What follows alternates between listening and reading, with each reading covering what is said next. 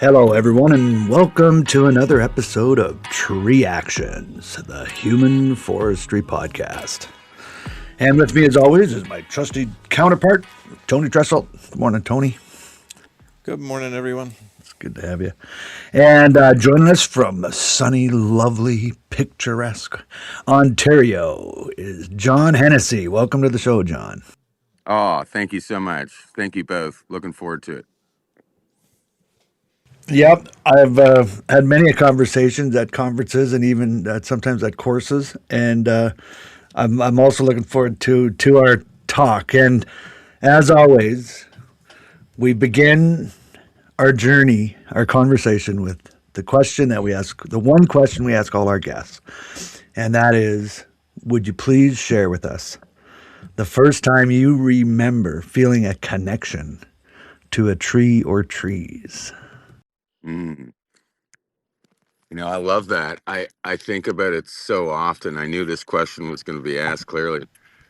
I really struggled with that. I went back all the way to my childhood just watching my grandmother gardening, but I think I was born inside of a tree. I don't know how else to explain it because they've always been creeping in deeper and deeper like roots into my life, you know.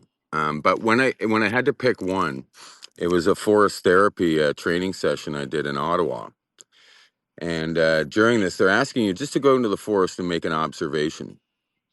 And so I'm 4 hours in a forest by myself, and I can't seem to make one observation. So I decided I'd take a break, and I was going to go and just sit down and let go. And at that moment, a fly landed on my hand. I think I told you this story once. And so I'm like, okay, well, it's a fly. It's not a tree. It's going to be a fly today. Just let it go, John. Work with what's happening. And I started looking at this fly. And, our knee-jerk reaction is just to swat a fly. This is what we do. We all just swat flies all day long. It's like a conditioning. So I'm like, no, I'm going to watch you. So I watched it, and it's sitting there, and it's just sucking on my skin, getting some salt, and it's doing this, that, or the other. And all of a sudden, this beam of light hits it, and this fly turns into every single color in the rainbow. And it was this extraordinary thing. And so I went back into the forest, and I told myself it was that easy. And I found this gorgeous white pine, and I lay at it. And I knew that there was something happening. It brought me there. It brought me there. It was a very serendipitous thing. And so as I'm watching it, it taught me this great lesson about myself. It said, John, you're just like me. When a storm hits, you have to be able to sway in the wind. My Yeah. trunk stays firmly grounded, roots planted deep, but I have to sway. I got to roll with everything that's coming in. And you have to start doing this too. You're too rigid in life, and you got to loosen up and let the wind blow through you, and then it's a dance. The same dance that you're watching me do right now, you're capable of as well. And that was taking whatever relationship I had with trees to a very new level of experience where there was a communion happening, I guess. Yeah. But I would say that was a long time in the running. It's just a process unfolding. But that one, that was a great gift the tree gave me, which was just to not be worried about everything, because you're when you're firmly grounded, you're allowed to dance with life. So Right, that right, was right. that was a game changer for me. Yeah. So you called it a forced therapy session. How did you happen along that? This is the process, Dwayne. Honestly, trees, everybody's been telling me about trees my whole life. And then you start making your own observations, and something new happens. You know, like the first time you're up at the top of a tree and you're going to blow the top out of a tree. This is a really profound incident in a person's life. I Mm-hmm. had to trust the tree. I sat up there for probably 45 minutes before I could put my notch in. They're screaming at me on the ground, you know. But until the tree told me that it was all right to do, and I got its permission, then I could blow the top out of the tree. Is this, and the conversation was, is this what you want to do? And I'm like, this is what I'm being told to do. I just don't want to die doing it. So no, it's been unraveling for a while. My grandparents were really profoundly in love. My grandfather in particular with nature. It healed him after World War II. It was a Okay. big part of his healing. And he was a really, really pivotal mentor in my life, the short time that we got with one another. But profound, profound love for the birds, the bees, the water, and the trees. Yeah. The birds, the bees, the water, and the trees. I don't think I've quite heard it like that before. It's quite poetic. So the forest therapy, just to not, did you attend it or did you organize it or how did it? I'm So curious about that. it's we have in Canada the Association of Nature and Forest Therapy Guides is the name of the institution, Okay. and so I had the great luck in being able to be mentored by a gentleman by the name of Amos. And Amos was down in California, and he was a profound lover of trees and spirituality as well. So it was like a multidisciplinary blend. Him weighing much more heavily on the spirituality side of things. Yeah. But the course was a 2 weeks intensive course up in Carp, Ottawa. And the training is to train you as a guide to introduce other people to the medicine that a forest holds. Wow. So I would introduce people using rituals or practices called invitations, where an invitation is not an instruction. It's a very open, loose opportunity.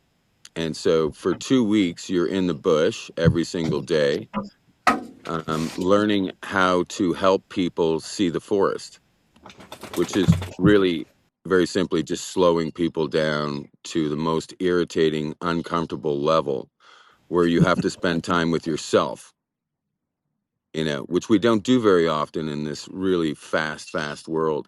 I needed it Right. at the time. Like I was climbing. I had taken a course from you shortly before I went and did the forest therapy course. And just looking to whatever we do in life, wanting to understand a little bit more about these trees, from a different perspective. Um, so Diana Beresford Kroger and forest therapy kind of came into my life at the same time. These two influences. Oh, Yeah. wow. You're in there too, Dwayne. Like you were a very powerful installment in the men and women that I needed to meet in order to help me evolve. You're very liberating. You were, when we spoke. It's a great Thank you. gift. Well, and I did notice, I don't know if I'd call it, I guess I would call it a transformation where, you became more spiritually in tune. It felt like, as I normally see you now at conferences and so on, but there's a tangible shift in the way you talk and think and express yourself about not only yourself, but also your interaction with others and trees and everything. And, it's one of the reasons I was quite curious where our conversation would go today. Well, natural law is this thing that I've been telling you about for a while, or alchemy or natural law. Yeah. Um, these patterns unfold in natures and forests and trees. And so, you know, I know that that has something to do with my own well-being. I think of it as a holons. Do you know about a holon? Hold on. No. Tony, do you? So a holon is a system within a system, but it is its own complete system within another system. So for a tree, it displays this in something called endosymbiosis. And endosymbiosis is one organism called blue-green algae that we call chlorophyll that lives inside of a tree. It's its own existence reproducing inside a tree. We call this endosymbiosis. So you and I have this. And we have one, and ours is called mitochondria, which has its own DNA. It's a holon within a holon. And this is very much Gaia theory, where you and I are here, but if you were, for ratios, the planet is what's alive. We are a constituent of the larger thing, but we are complete in ourselves. So this is what holons are. And I don't know how I got there so quickly through endosymbiosis, but when we study trees, Yeah. trees can help us understand ourselves really well. And that's the journey I've been really looking into myself, was trying to understand maybe myself a little bit better. Because I had a really hard time. Realizing I cut down so many beautiful trees that I should have never cut down, and I'm thinking, well, that had to be, you know, those were your lessons, and soak them up now. So I spend most of my life, like, I'm a planter. I take care of a city's plantings, not cutting, always planting, always caring for the soil and stitching everything together like a big holonic family, like the forest is. I had Right. this great story, a macrorhizae and mycelium mats.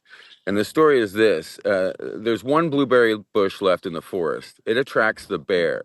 The whole forest knows that if the bear is not there, that they're in trouble, and the blueberry bush is the mechanism. So all these sugars and starches are sent to this blueberry bush to keep it happy and alive, so you can keep your community, intact.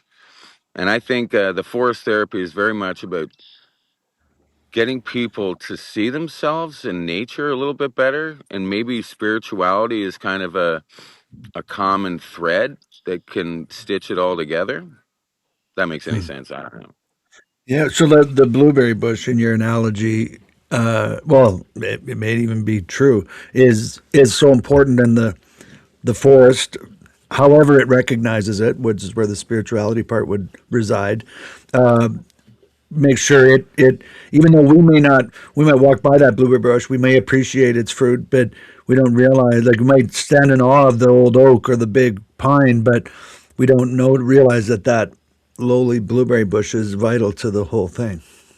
Yeah, well, not only vital. We're not. Let's take a deep dive here into frequency.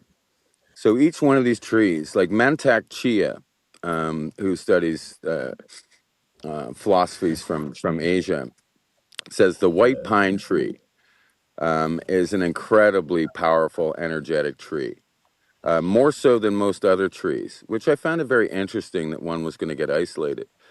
But a large white pine growing by water, the aura, the energy, the electricity from above, and the magnetism from below is able to be held inside this structure on extraordinary levels, to the point where you can feel their frequencies. You can be trained to see the frequency of the tree, and you are connected to that exact same thing. So you can be healed by a tree, or you can heal a tree with your own energy using frequencies, like lifting your own vibrations up. If you go this morning in a sad state, you can go and introduce yourself to a tree, and you can ask that tree, if you believe this in your mind, these intentions are correct, and the tree has this value you've attributed to it. It is instantly there. It was always there. You just never paid any attention to it. So the tree can take negative energies from you, which they do ordinarily when you walk by them. They already do this for us. They are Right. electromagnetic creatures. They resonate at frequencies that you and I are bathed in endlessly. This is the etherical energy that they absorb. 70% of how they generate energy is from the sun. They're able to transmit the energy Yeah. from the sun. Only 30% comes from nutrients and water. So that means that most of this thing is generating energy from what? Electricity and magnetism. And this is what you and I do. And this is the electrocultural structures that I build, where you can use copper and zinc to Right. rebuild the frequency of a tree. It rebuilds its own frequency. It knows the frequency that it wants to resonate at. When we add a copper, which is a cathode, and zinc, which would be an anode, what we're doing is we're creating tension and frequency. And so that the tree can take advantage of. This is old knowledge. This is not new. All of the jewelry that you and I wear is for frequency. Your earrings were to stimulate your pineal and your pituitary and your hypothalamus gland. So the way we used to do this is a doctor would find the um, pressure points in your ear, the nerve endings, and then Yeah. once you found them, you'd find the appropriate stone or metal, and you would pierce that. And what you'd do is you'd create two toroidal flows of energy on either side of your brain, centering inside your pineal gland, so you could have good thoughts, so you could advocate and be the most sovereign agent for yourself that you can. So we did that with jewelry, but you can do this with trees. They are a much larger antenna, more powerful, longer lived than any piece of jewelry. But this is just Hmm. forgotten wisdom. Right. Electroculture Right. we used. All of our shovels used to be made out of copper. Put a copper shovel in the ground. It's soaked in by the soil. Put an iron shovel in it, resists it heavily. This is all Really. frequencies that the metal is resonating at. It's vibrating endlessly. If you put a piece of zinc and copper together, what happens is the zinc starts corroding very quickly because these two metals are resonating and they are irritating one another, generating energy by the dissonance in their frequency range. And so what that does is that gives off all this energy. You can be the benefactor, or anything in the vicinity can be the benefactor of that energy. So when we do trees, I would wrap the trees in copper. And the way in which you do this is helping the tree resonate at the frequency that it understands to resonate at. And you can use an anode and a cathode. So at the north aspect of the tree, where the magnetic energy is coming in, magnetic north energy, Yeah. and then on the other side of the tree at the south side, you'd set up your cathode anode. And so what sits between these two is sitting between this energy dispersal that's happening, this cosmic energy, or etherical, however you want to call it. But it's Right. just frequency. And so when I started worrying about my well-being, I realized that frequency was a very important part of it. Meditation, Yeah. chanting. Yeah. I chant something called Nam Myoho Renge Ko, which is Daimoku. And this is Nichiren Buddhism. But the Right. idea is, I'll give you one go right here. Nam Myoho Renge Ko, Nam Myoho Renge Ko, Nam Myoho Renge Ko, Nam Myoho. You create a circular vibration, Right. each vibrating different energy points inside your chakras to release something, to get you released, to free a whole bunch of energy that you have. Your Merkaba, your light source, the thing that holds your spirit, your body, your soul, your mind, that frequency. That's what I chase, Dwayne. That's what you've been watching me try and realize. Yeah. Yeah. Well, you've been talking a lot about the copper in particular, and is it like, is it a unique metal or special metal, or are there? I imagine they must all have certain properties for different Three metals. applications. But again, with wisdom that was lost, I suppose. Yeah, gold, silver, copper. So each one of us is going to resonate with one of these three metals. If you put the wrong metal on, you may get a copper sulfate buildup. Your body will tell you this is not the right metal for me. Right. I use copper is what resonates for me. I wear this copper band, which Yeah. is essentially something called a Lakosky coil. So Lakosky was this great scientist, and what he realized is that our compass is measuring a magnetic energy that's coming in. So if you use a circle and a hole, like I have on my wristband, what you get is you get the energy flowing in from magnetic north, hitting the back of the copper and creating a toroidal spiral of energy. So where the energy would ordinarily have just flown through and you get one pass of it, now when we put a plant or anything that carries frequency is now getting extra passes, toroidal passes of this energy as it passes through this metal. It's kept. So a Lakosky coil is just one mechanism they do, but this is technology, Dwayne, that is used on the highest order in the world right now. It's just been hidden from us, this electromagnetic nature. There is no gravity. Gravity is an expression of the electromagnetic wavelengths. No gravity. If you remove gravity and you go back to electromagnetism, the red and the blue, the plus and the minus, the yin and the yang, the light and the Yeah. dark, you'll be left with this equation called 369.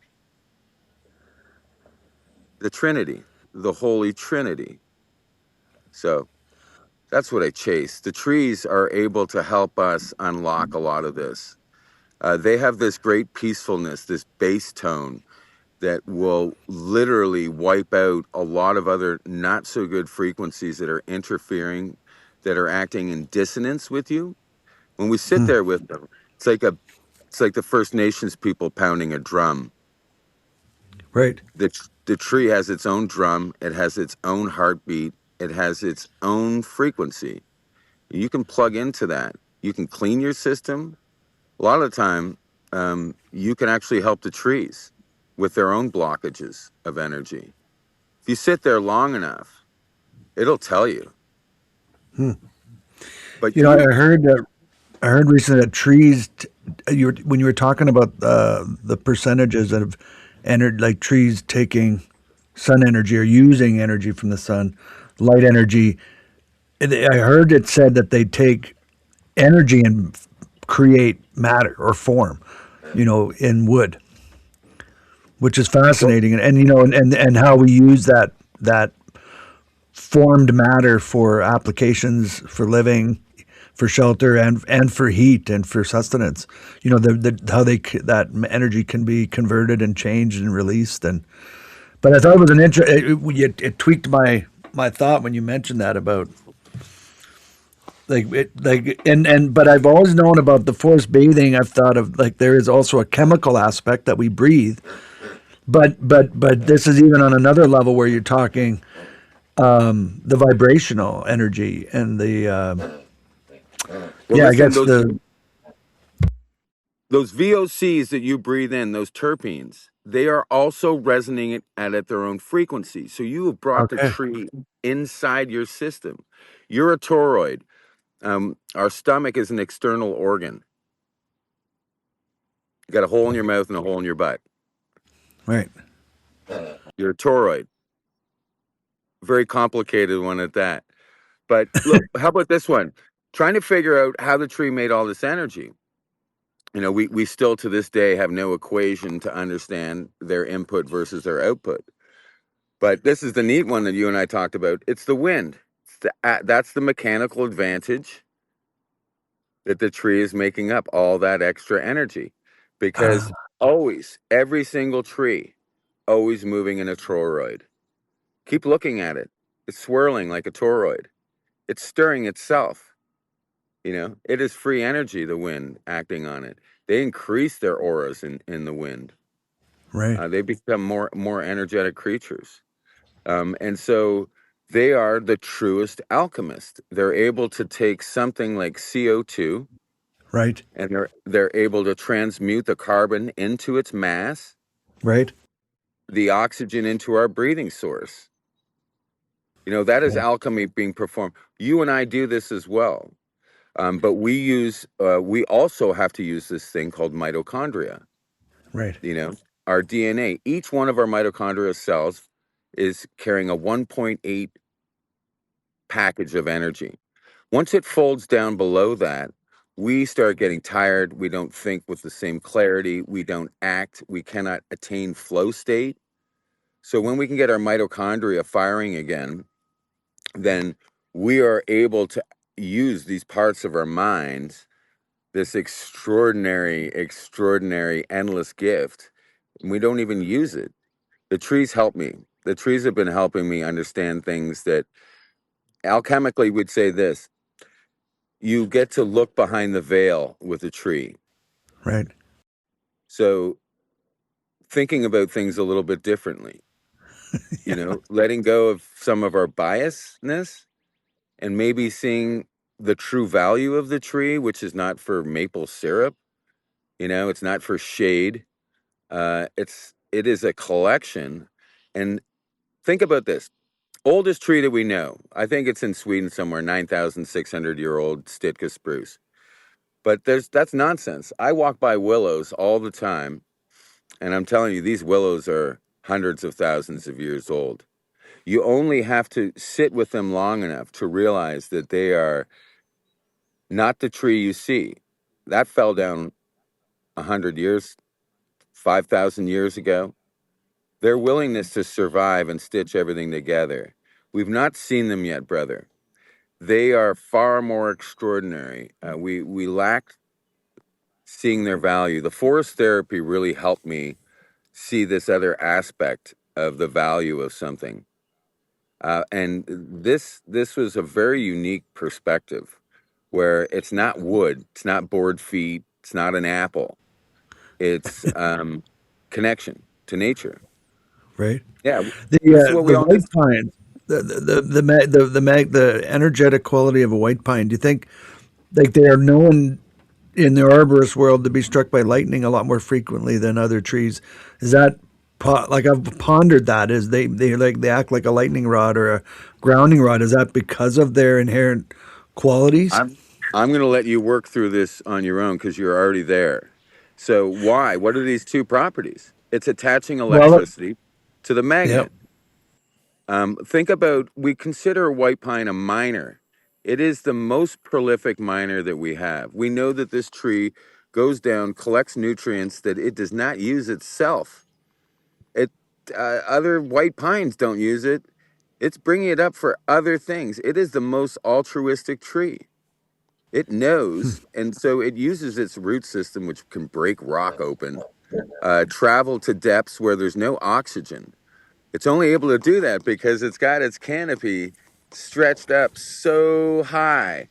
What it ends up with is a very high electrical disposition, Yeah. and its roots are attached to this fantastical magnet. They Right. are radiating this extraordinary amount of energy. But how about this one? Does the lightning usually kill the white pine? Not usually. Does it in fact energize the tree in some respects? Well, that's I to be debated, but I would say there's a good debate to be had there on whether they're not dying immediately from this massive infusion, you know. And right. Right. if you look around, look at the mushrooms that start growing after lightning strikes on trees. There's an integral partner to the tree. Like on this high order, you think about mycorrhizae. How do the one exist without the other? You Yeah, know, well, I mean, Shiga would often quip or ponder, if you will, that it's arguable that trees are simply the woody extension of fungus. and let's take that one step back further. Is the soil? We would call this the mother. We say Right. a forest has a mother tree, connected to everything, right? This as above, so below. This ancient alchemical statement comes Right. from a tree. That statement, Plato and his predecessors realized that this tree was displaying the universal principle of as above, so below. A holon, that you are built full already. You just have to realize it, Dwayne. You've been going through this realization of your own, Yeah, a, yeah, ca- yeah, for sure. a, a catharsis. Well, the trees can, the way I see it is there are people out there that I run into that I love dearly and are really in a great deal of pain. And as much as you may want to find the words, um, in forest therapy, we say we're not the doctor. We're just guiding you to help Mm, you find the doctor that has been waiting for you, that speaks through you, that uses you as the antenna to heal, you know, all right there. yeah. Just with a thought, you Mhm. have to open your mind up that maybe there's more value to this thing that I've been looking at my whole life and never seeing the intrinsic value that it carries. Like a child and a parent, until your parent's gone, Yeah. you know. Yeah. Yeah, well, hey, Tony, you've been listening intently, I'm sure, and your philosophy brain's got to be tweaked a couple times here. I'm curious. Well, it's the longer I live, the more I know I don't understand. And the more that I try to understand what I don't know and I appreciate learning, I find that my beliefs become simpler. So, when you take these big ideas like this, these big topics, I find that when I boil it down for myself, I come to some very few sort of core principles and things. And it's, a lot of my beliefs around these things, they're very few, and they're simple, and they tend to remain private. It's just kind of my cop out, but that's just it's easy to get overwhelmed, I think, and I think to protect myself, I look for the simplicity as opposed to the complexity. Mhm. Yeah, I appreciate that sentiment, Tony. Um, I've not expressed myself, and I think that anytime we try and use our words, and I'm just gonna, the English language has, we're kind of a bastardized language because we have something called an impersonal imperative. Michel Foucault, a great French philosopher, said that the language of English makes it almost impossible for us to communicate these higher thoughts. Manly P. Hall Mm. said this as well. The English language is torturous trying to express yourself. Think about French. Je ne sais quoi. I don't know. Le je sais, there's all these great sayings where no one is being personalized. No one's being blamed. The language is very liberating. You don't have to know. In English, when we try and discuss these higher philosophical thoughts, it's very challenging to use the Mm. English language. It is the newest, and I would tell you it was actually designed to stop us from communicating some of these higher things. Our old languages did it best. Our First Nations people do it effortlessly. Yeah, well, and I like what you said about you're the guide, and as a forest guide, you're there to lead someone to a place, but not to actually heal or advise. It's just, and I think that's true for all of us, and actually, and that isn't found in language, and I think language, and I do believe, I would agree, English is probably the most bamboozling, perhaps you could say, but there isn't a word to describe what happens in a person's heart, mind, or soul when you feel the vibration that you opened yourself up to feel through whatever got you there. And it usually involves some suffering, some time, and some patience, and or maybe elements of all of that. And where you are able to have a spiritual awakening of sorts, where you hear and feel something that isn't usually expressed in words at all. It's expressed in an energetic feeling, or it's something that's, what happens, and when it happens, and you can connect to that moment, and then you proceed at maybe further to that time to try to describe it, but it never really does it justice, because language is a limiting factor. I really do believe that. The Taoists would say this: when you speak the Tao, you're not speaking it. When you say it, you're not saying it. It's so profound that words just do it no justice whatsoever. It's Yeah. this endless understanding. It's more of a process than it is Yeah. something to be looked at or felt or discussed. You know, And maybe we were meant to be more telepathic, and there's that our mitochondria connections that energetically would vibrate, that we'd be able to hear it finally or feel it. And Tony, maybe that's what you feel. Maybe that's the simplicity of it, is that it's not, you can express it because you feel it. How do you express those things in feelings, right? And it isn't complex. Yeah, I mean, yeah, I mean, I love the English language. I think it's awesome. I think it offers of shades of gray if you use it properly or you get creative with it. I don't know too many other language. I don't know any other languages as well as I know English, and I don't know any other languages well enough to write in them. So obviously, I'm working in a tunnel here. But my preference is that. But I think it's like I see these types of things as not destination but journey.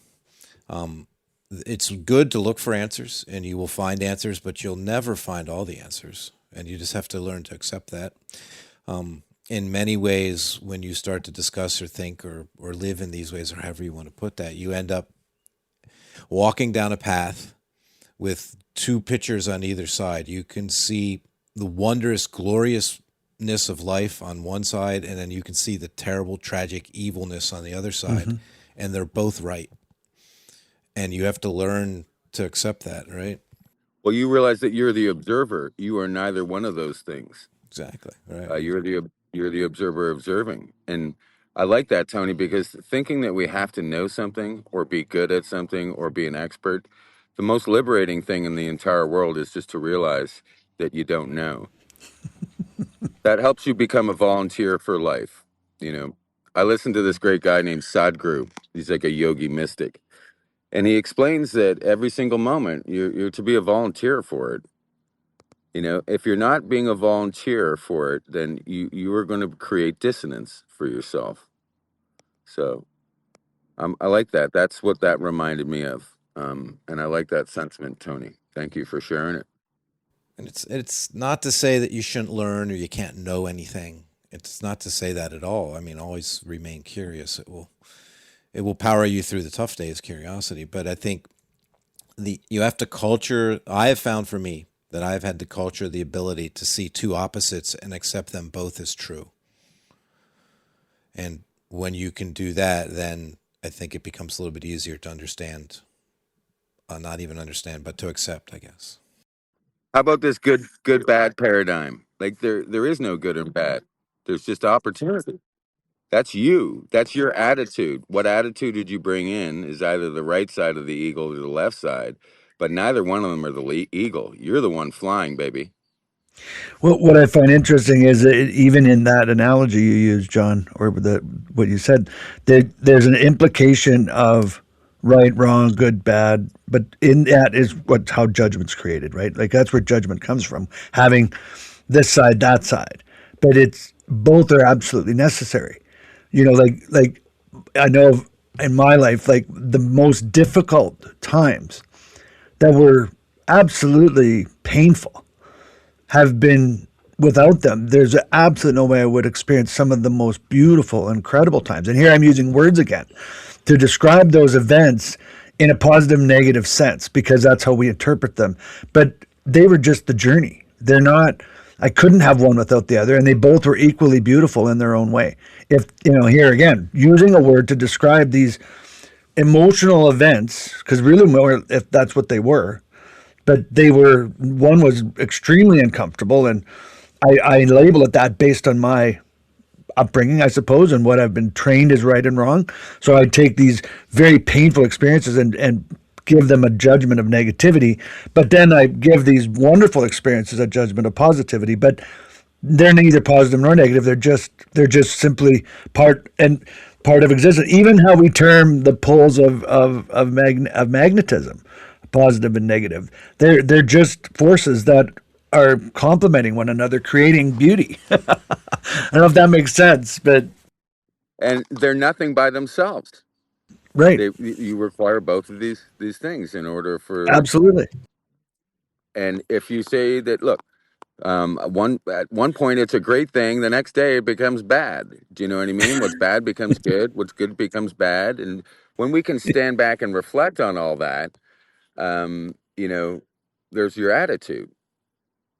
You Yeah. know, that's our frequency.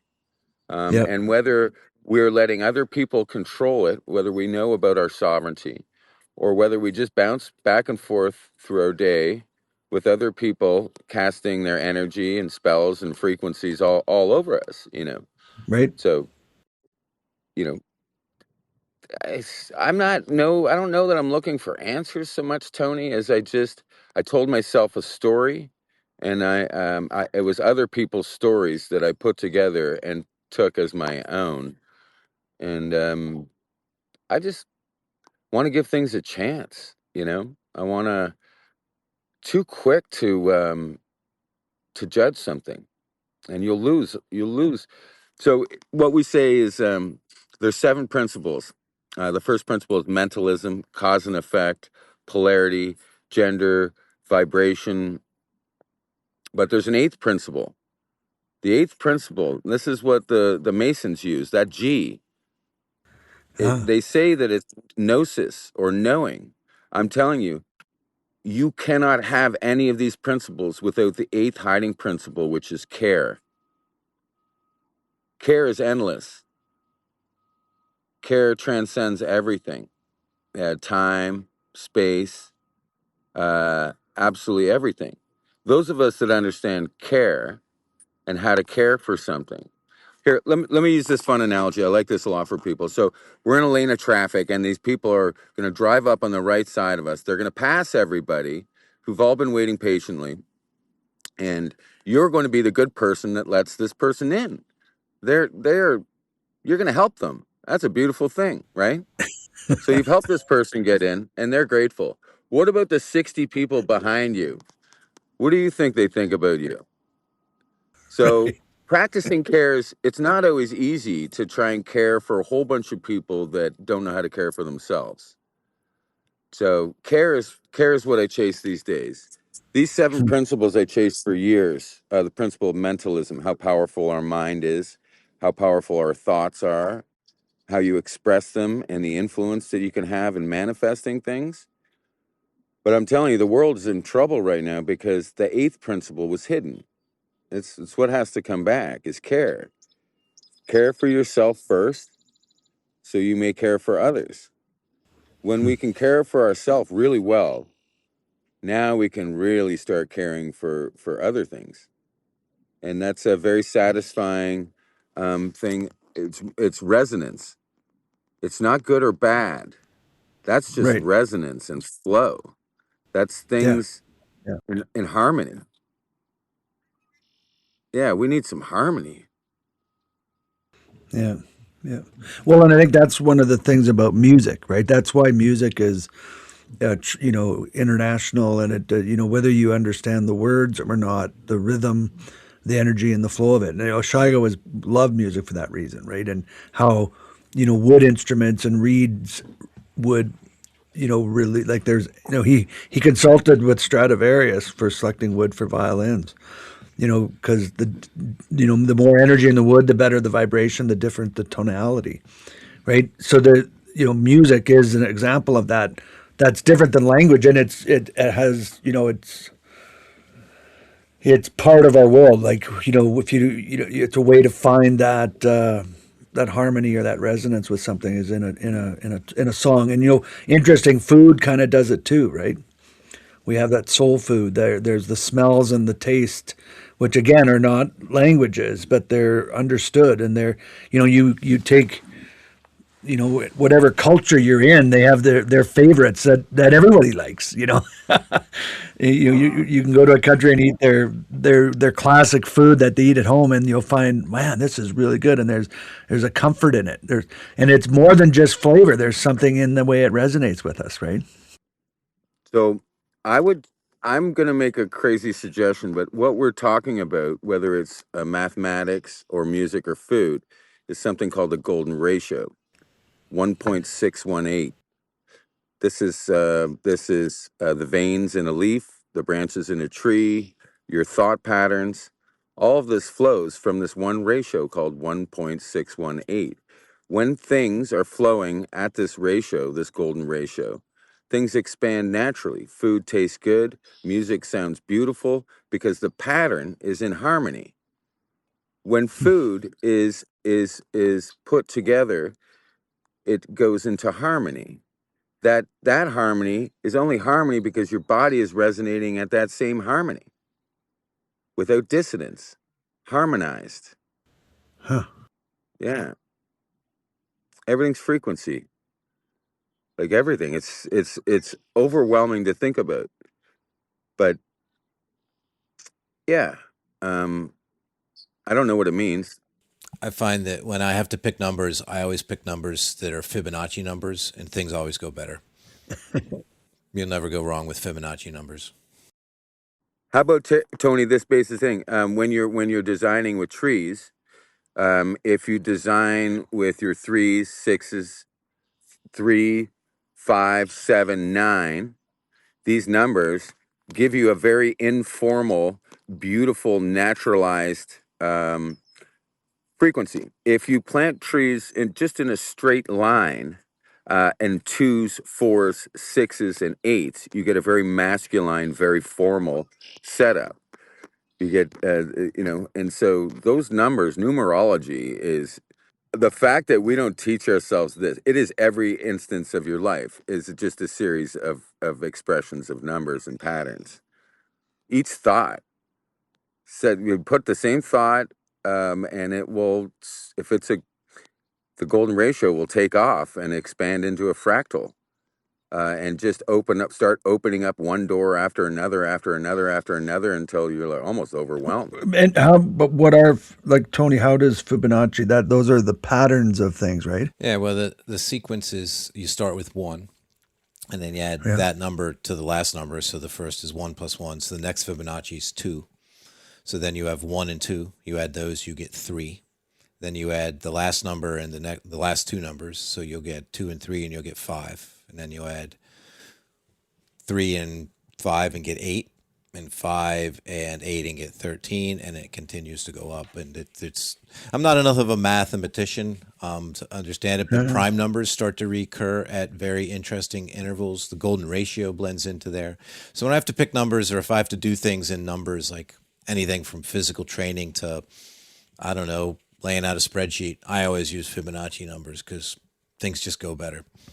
Tony, do you know about vortex math? No, I don't. I'm not much of a mathematician. Vortex math is, so there's only 9 numbers in vortex math: 1, 2, 3, 4, 5, 6, 7, 8, 9. And vortex math and the Fibonacci is based on this principle called doubling. So you have 1, 1 plus 1 is 2, 2 plus 2 is 4, 4 plus 4 is 8, 8 plus 8 is 16, but there's no such thing as a double digit number. So 16 goes to 1 plus 6, which is 7. So now you have 1, 2, 4, 8, 7, 1, 2, 4, 8, 7. Now you do, you double that number. So 16 plus 16 is 32. 3 plus 2 is 5. So now you go to this, and what you'll create is a Volkswagen symbol. 1, 2, 4, 8, 7, 5. 1, 2, 4, 8, 7, 5. 1, 2, 4, 8, 7. This is an endless pattern. So you draw it in a circle, you draw 9 at the top, and you double inside the circle, and you'll get the Volkswagen symbol will show up. But what you'll be missing is 3 numbers: 3, 6, and 9. 3, 6, and 9 are our spiritual numbers. They don't reside in the material world. 1, 2, 4, 8, 7, 5 is our material world. This is where those numbers reside. So what you'll create is you'll get a triangle from the 3, 6, and the 9. And from the 1, 2, 4, 8, 7, 5, you'll get this Volkswagen symbol, which is endless energy, the free flow of the material energy that's endless. No alpha, no omega, no beginning, no ending, endless free energy. 1, 2, 4, 8, 7, 5. I showed this to you, Wayne. It's just a little circle. Yeah. Yeah. But vortex math was, this is Tesla's baby, and a guy named Marco Rodin was one of the guys back in the 90s that created these free copper energy coils, using this mathematics. of vortex math, the Fibonacci numbers that come out of vortex math. They're born in vortex math. And that is the simple profundity of the universe, which is the doubling nature of it. And that's how we find these patterns. And that's how 1.618 is this connective tissue, the fascia for everything. I've recently learned about the Binford's law. Have you heard of this? It's No, it's it's sure. a it's a Binford curve, which they're suggesting proves that there is order in all parts of the universe of some design. Apparently, I just recently saw a little show on it, and I've looked it up a little bit. But it's called Binford's law. Binford's law, I believe. Benford. Benford, yeah, Yeah, it's Benford. That's what it is. Benford. and the universe is shaped as a dodecahedron, he says. I can't remember about it, but it's fascinating. It was something new that I hadn't heard of, and but it was interesting. I need to thought maybe you I don't know, Tony. Have you heard of that one? No, I'm still firmly believe that the universe is a broken disco ball. Yeah, yeah. Well,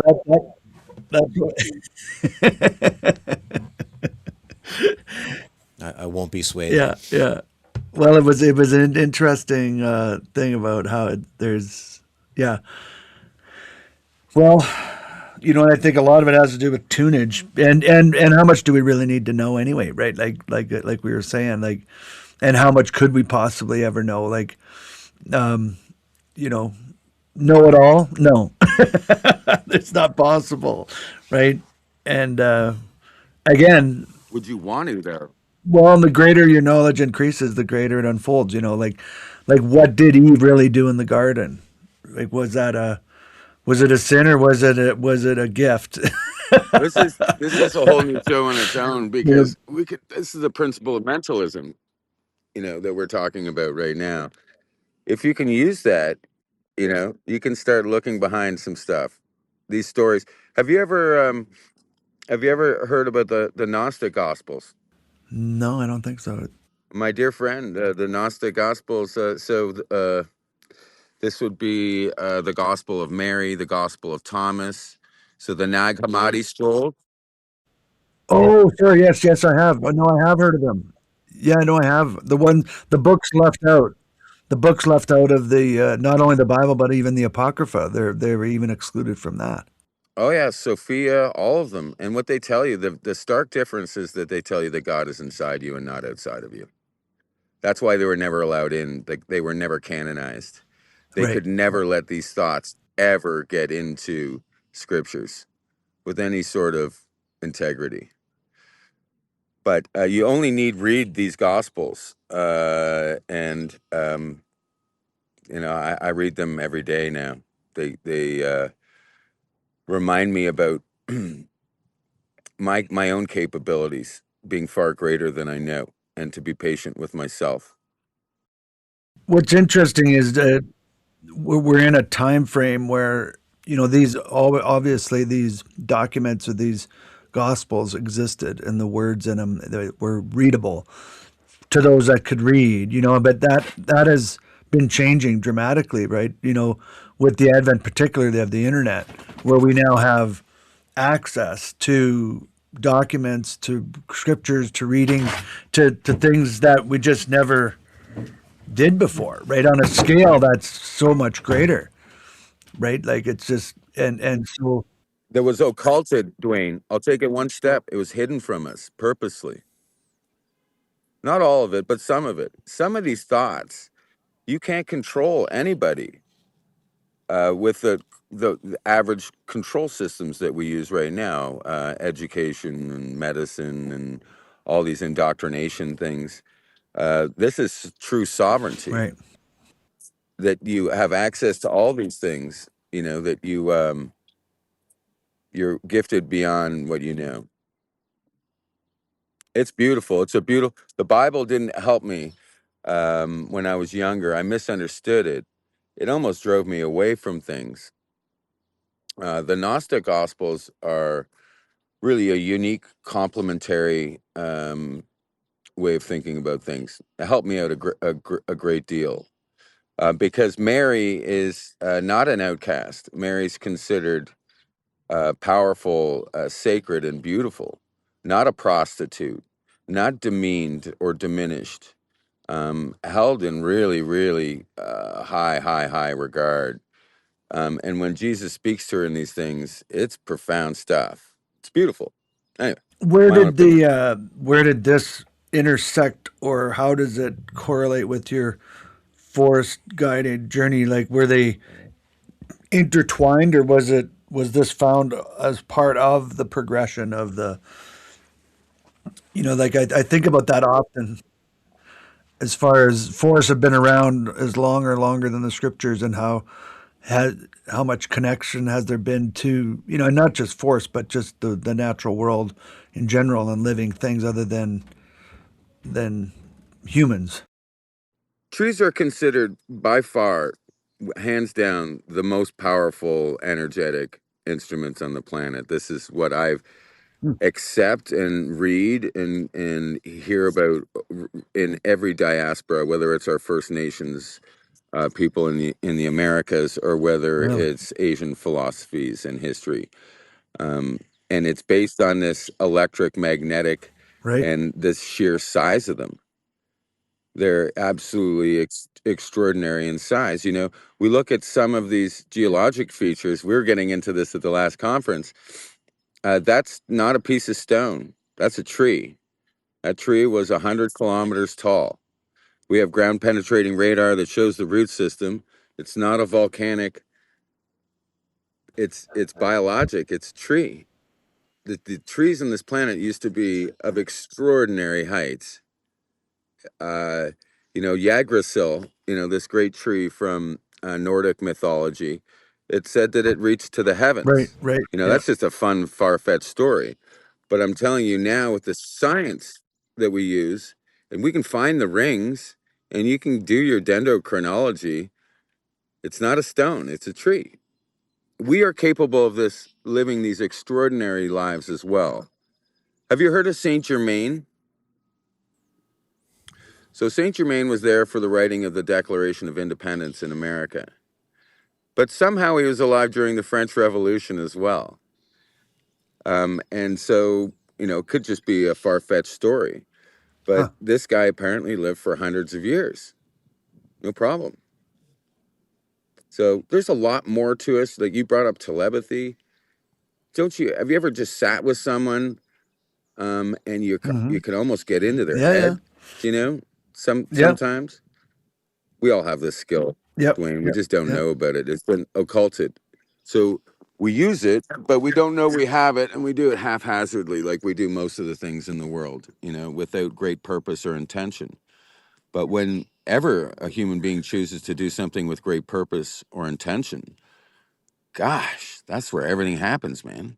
Yeah, well, and there's something to do with the harnessing or the directing of that energy with intention. I think is creation, right? It creates something, and we build things like when we set our mind to, or when we find that moment where we know what we want, or what we want to do, and we just to pursue it with a zeal that, we create something, and everybody experiences it at some point in time. Whether you get the paper out to buy the bike, and you just do it, and you decide, and you make it happen, or you decide your career choice is going to be something that inspired you, and you just never waver from it, whatever it is. John, I'm curious how your experience with your first, with the forest bathing, like, and how would you describe that your journey of with trees is, and your what would be your last memory, most recent memory of feeling a connection to a tree or trees? About an hour ago, before I did this, I just wanted to settle myself, so I could be fully present for it. So I sat with three white pines, and I said, it's a very authentic interaction because you're not right, you're not wrong, and it's still very new to me. So, I walked up to the trees and humbly asked for them. I said, listen, I don't know if you want to deal with me or not, but I just felt compelled to come and sit with you And if I can give something to you, anything, please let me do that. And I ask for nothing other than to enjoy your presence. And then I sat with the tree and started bawling, just looking at ants, looking at how small the ants got. And the longer I looked at the ground, I could just see smaller and smaller and smaller and smaller things. And all of a sudden, it takes you right out of Mm. this material world of drinking coffee, having to do this, got to do that, didn't do that very well. And there I am, right in the present moment, just there. Just that's Yeah. that's been good medicine for me, Dwayne. So how did I find it? When my dad died, I think was very profound. I found out that my grandmother was First Nations. She was Mi'kmaq. Mm. And my dad and family had hidden this from us our entire lives because they were embarrassed. Ah, yeah. And my dad's youngest brother told me, he said, look at us all lined up at my dad's funeral. And he told me something special. He said, the world is not the way that you saw it. Just keep looking. And he was right. Um, and I've learned so much out of the First Nations people diaspora when I realized that the Mi'kmaq have a really unique creation story. It's slightly different. Um, they use different animals than the typical First Nations people in the Americas. But that really changed when my dad died. That changed a lot of things. I looked at everything with like a new lens, and trees were in there as well. What was I doing? So it was a transition for me from cutting them to caring and planting and fighting for them. Not fighting for them, but I did do that. I fought too. I fight counselors. I fight everybody, to protect the trees. I'm an asshole about it too, unfortunately. But that was my process. I had to be that guy in order to start becoming something more harmonious, maybe, or Right. something that cares a little bit more. It's hard to care. Right. Well, and I mean, it's kind of when you're talking about the care, I'm thinking about the all you need is love song, right? It's kind of along those lines. So love sits inside of care. Okay. Care is the much larger entity that allows for love to be there. But care and love are not the same. Interesting. Care transcends love. Care is so profound that it includes everything. Love is like a resonance frequency up at the very top, where it's just ecstatic. But you can have care without anything, erotic or any of those things, and it be just as profound.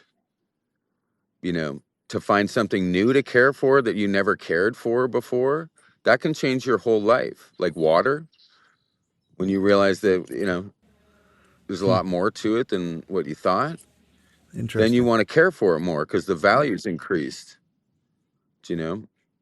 That's an yeah. I mean, I guess they're in the family, but I never thought of the. I've always thought love is the top umbrella. Everything falls under it, but it makes sense. Love is almost a little bit more personal or selfish in a sense than care would be. Like you can love a moose, you can love all these things, but caring is the connective tissue that stitches all your love together, all of your loves Right. held together in the bowl of care. Care has action. Care has action connected to it. Right. Yeah, and this is why the Hermeticists consider it the eighth principle. It was the hidden one. Look, if you can master the other seven, but you can't care, you'll be an excellent banker. You'll be a very Right. successful business person, but you won't have the whole picture.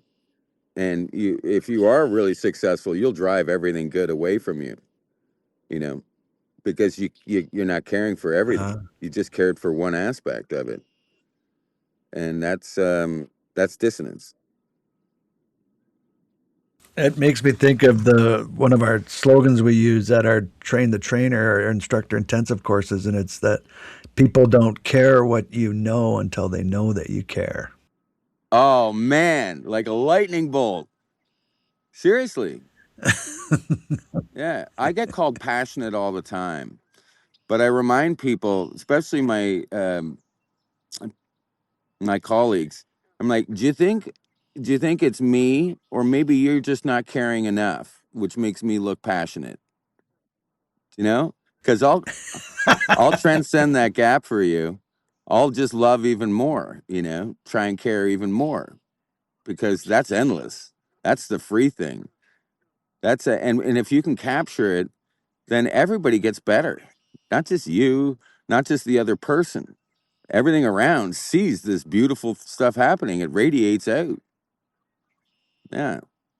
Care. The eighth principle. Missing. Interesting. We hit it. I don't know why we hit it from everybody, but it's a powerful thing, my friend. Yeah. Well. It's always a fascinating and thought-provoking, very provocative conversation. I can't ever think of a time when it hasn't been, and it's always interesting and yeah. There's lots of different. I believe I think you were the first one that I heard about the golden tablets or the emerald tablets, sorry, and the hermetic principles Yes. when I started digging into that. Dwayne, you can't forget the pithy points. You got to dig the pithy points out. That's right. We've started the tradition by reading a pithy point, John. Have you seen Shigo's pithy points? No. Yes and no. No. They're brief messages on tree biology, tree care, and philosophy. There's 950 of them. You get to pick a number between 1 and 950. 333. Okay. Tree pithy point. Number 333. The protection system of yaks that worked for them for millions of years worked against them when man and guns came. Yaks circle their young when threatened.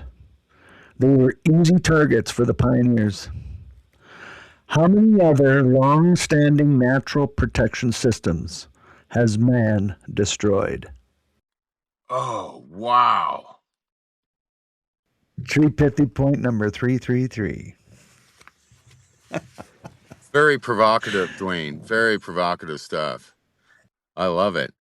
Am I to come up with something here quickly on the spot? Yeah, Sugar. sugar. Just sugar. I don't know. I could come up with something better, but sugar is, I took it out of my life, and it's helped me with a lot of things. It wrecks a lot of things. We run by things. Like in forest therapy, one of the biggest things is that you have to slow down. And we live in this incredibly speedy world of caffeine and sugar, and we are constantly missing the most beautiful parts of the whole world. If we could just slow down. So speed. Let's move it from sugar to speed. Got to slow people down, bro. And I think that is a great segue to the close of our session and an invitation of yours to us all, inviting us to slow down and slow down not only in our lives but in the forests and take time and listen to them. So beautiful.